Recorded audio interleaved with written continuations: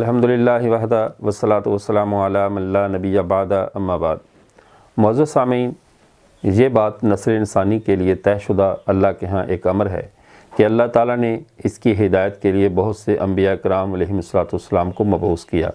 اور ان کو ساتھ ساتھ باقاعدہ کتابیں اور صحائف عنایت فرمائے۔ اور یہ بھی بات طے شدہ ہے کہ اللہ تعالیٰ نے نبیوں کو تو بغیر کتابوں کے بھیجا ہے، لیکن کبھی بھی کوئی کتاب اللہ نے بغیر نبی کے نہیں بھیجی، اس لیے کہ ہر کتاب ایک صاحب کتاب کو چاہتی ہے،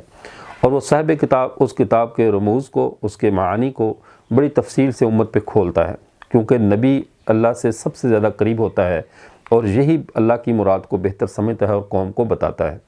امت قرآن پاک کی تفسیر کے معاملے میں، اس کے معنی کی وضاحت کے معاملے میں اتنی محتاط رہی ہے کہ امت مسلمہ نے کبھی بھی اس معاملے میں تساہل سے کام نہیں لیا،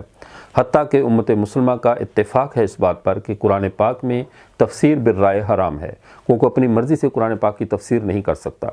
چونکہ سابقہ مذاہب والے وہ اپنی کتابوں کی حفاظت نہ کر سکے، اس کی کئی وجوہات تھیں۔ ایک تو اللہ کی مشیت میں بھی یہ طے شدہ تھا کہ یہ کتابیں محفوظ نہیں رہیں گی، اس لیے کہ آخری کتاب اور آخری دین محمد عربی صلی اللہ علیہ وسلم کا آ رہا ہے اور قرآن پاک آخری کتاب ہے اور اسی کی حفاظت کا اللہ نے ذمہ لیا۔ اور دوسرا، ان لوگوں کی حد سے زیادہ بڑی ہوئی دست درازیاں اور انہوں نے اللہ کے دین کا حلیہ بگاڑ کے رکھ دیا، تو یہ ایک تجربے سے گزری ہوئی انسانیت تھی کہ جس نے باقاعدہ اپنے آسمان سے اللہ کی طرف سے دیے ہوئے احکامات کو تبدیل کر کے رکھ دیا۔ اب جب قرآن پاک ایک ایسی کتاب ہے کہ اس کے نہ الفاظ کو تبدیل کیا جا سکتا ہے، نہ اس کتاب کے اندر کوئی تحریف کر سکتا ہے، تو اب اس کے اندر چور راستہ تھا کہ اس کے معنی کے اندر تبدیلی کی جائے، اس ترمیم کی جائے اور اپنے مذموم مقاصد کے لیے یہاں سے سند لائی جائے، ثبوت لایا جائے۔ اس کے لیے مختلف لوگوں نے قرآن پاک سے اپنی مرضی کی تفسیر کرنا چاہی، لیکن امت مسلمہ نے اس کا سختی سے رد کر دیا۔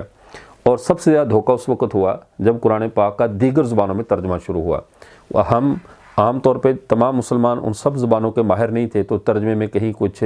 دانستہ خطا ہوئی، کہیں نادانستہ خطا ہوئی۔ دانستہ والوں میں جیسے مستشرقین ہیں، ان لوگوں نے معنی کو بدلنے کی کوشش کی۔ جیسے مشہور مستشرق مسٹراسد ہیں، ان کا انگریزی میں ترجمہ پوری دنیا میں بہت پڑھا جاتا ہے اور لوگ اس کو جو ہے وہ لیتے بھی ہیں اور آگے گفٹ بھی کرتے ہیں، اور لا علمی میں وہ یہ نہیں سمجھتے کہ یہ کتنے نقصان کی بات ہے۔ کیوں؟ اس لیے کہ مسٹراسد نے دانستہ یا نادانستہ مرزا غلام محمد قادیانی اور قادیانیت کی ترجمانی کی ہے۔ وہ بعیں طور کہ جیسے انی متوفی کا یہ لفظ ہے قرآن پاک میں، قادیانی اس کا معنی کرتے ہیں طبعی موت، حالانکہ یہ موت اس کا حقیقی معنی نہیں ہے۔ یہ قرآن پاک میں توفق 3 معنی میں استعمال ہوا ہے، نیند کے معنی میں، موت کے معنی میں اور آسمانوں کی طرف اٹھائے جانے کے معنی میں۔ یہ 3 معنی میں استعمال ہونے والا لفظ کا حقیقی معنی موت نہیں، بلکہ موت بھی اس کا ایک معنی ہے اس کے دیگر معنی کی طرح۔ اصل اس کا معنی ہے توفا کا، وفا سے ہے پورا لینا۔ اب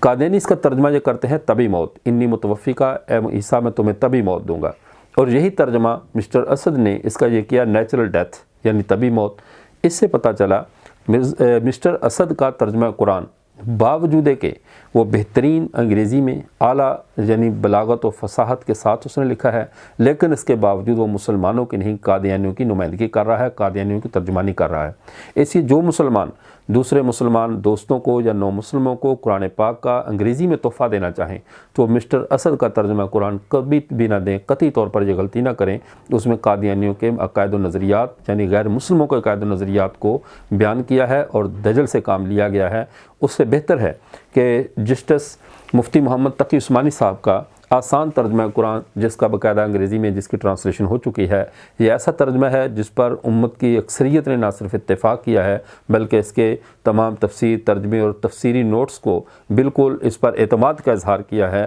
اور جو بہت ایک ذمہ دار متدین عالم دین ہیں اور فقیہ ہے، اس عصر حاضر کے فقیہ ہیں، اور پاکستان کی باقاعدہ جو شریعہ کورٹ ہے اس کے جو چیف جسٹس رہ چکے ہیں، اور ان کی جو پوری دنیا میں ان کا نام ہے، یہ تعارف کا محتاج نہیں ہے، اور ان کا یہ جو آسان ترجمہ قرآن ہے یہ انگریزی زبان میں ٹرانسلیشن بھی ہو چکا ہے۔ تو کوشش کی جائے کہ انہی کے آسان ترجمہ قرآن کو لوگوں میں پھیلایا جائے، لوگوں میں مفتی تقی عثمانی صاحب ہی کے ترجمے کی جو ہے وہ ہدیے دیے جائیں، اور مسٹراسد جو کہ ایک مستشرق ہے جرمنی کا، اس کے ترجمہ قرآن کو نہ خود پڑھا جائے نہ مسلمانوں کو آگے پڑھنے کے لیے دیا جائے۔ اللہ تعالی ہم سب کو ایسے تمام یعنی باتوں سے ہمیں محفوظ رکھے جو ہمارے عقیدے اور ہماری آخرت کے لیے نقصان دہ ہیں۔ وآخر دعوانا ان الحمدللہ رب العالمین۔